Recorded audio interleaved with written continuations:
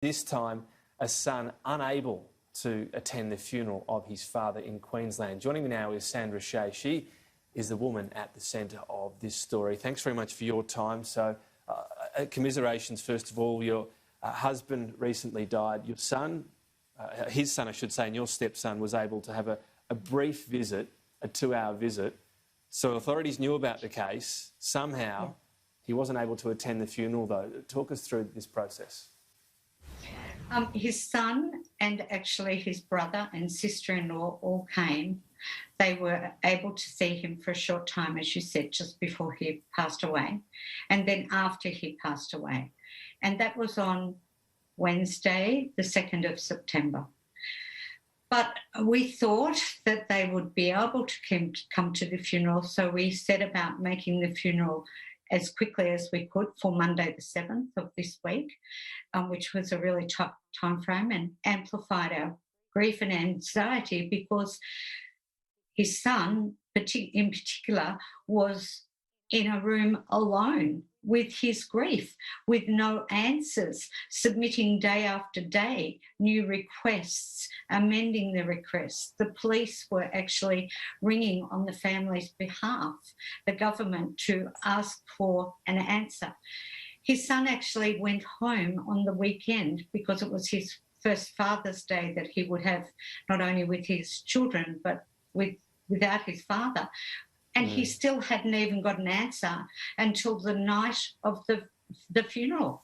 His brother-in-law and wife got an answer on the Saturday and they went home, but with no reason.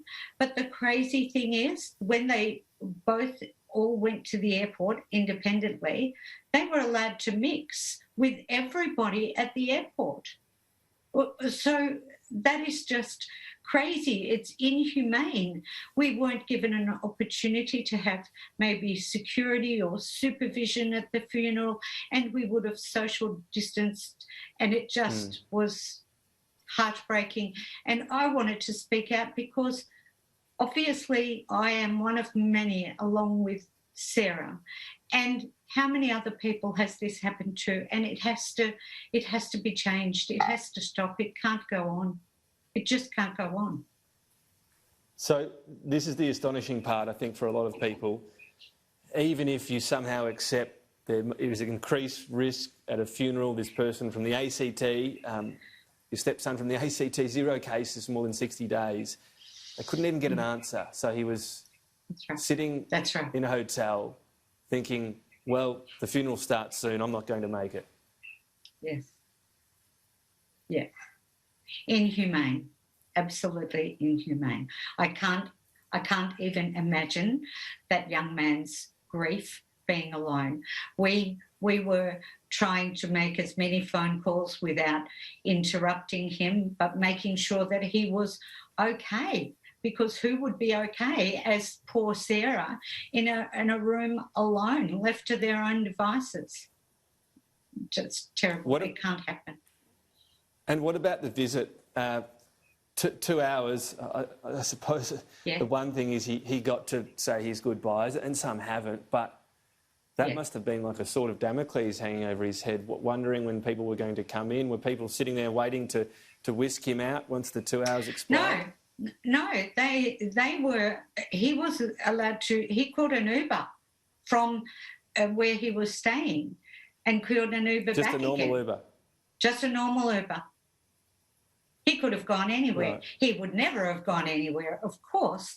But there was no supervision. They trust people to do the right thing. I suppose they have to, and they did do the right thing. And the same with his brother and his wife. They just called an ordinary taxi. And then when they were finished, when their time was up, their allocated time, the taxi wasn't waiting there to meet them, or the Uber. They just had to call the Uber and the taxi. So it must feel, for all the talk about, and we've just heard from the Queensland Premier, I make no apologies, I have to, make sure there is no chance of a breakout. Your stepson could have gone anywhere, and the family all mingled, as you say, around the airport. They walked around and did whatever they wanted. So the people, they bought they bought food, they bought drink. Those people who work in those shops would be going home, and there would be Brisbane people who will be flying to Mackay or Cairns or wherever, Townsville, and they were allowed to mingle with them. It's just crazy. So that argument doesn't stand up. It just doesn't stand up.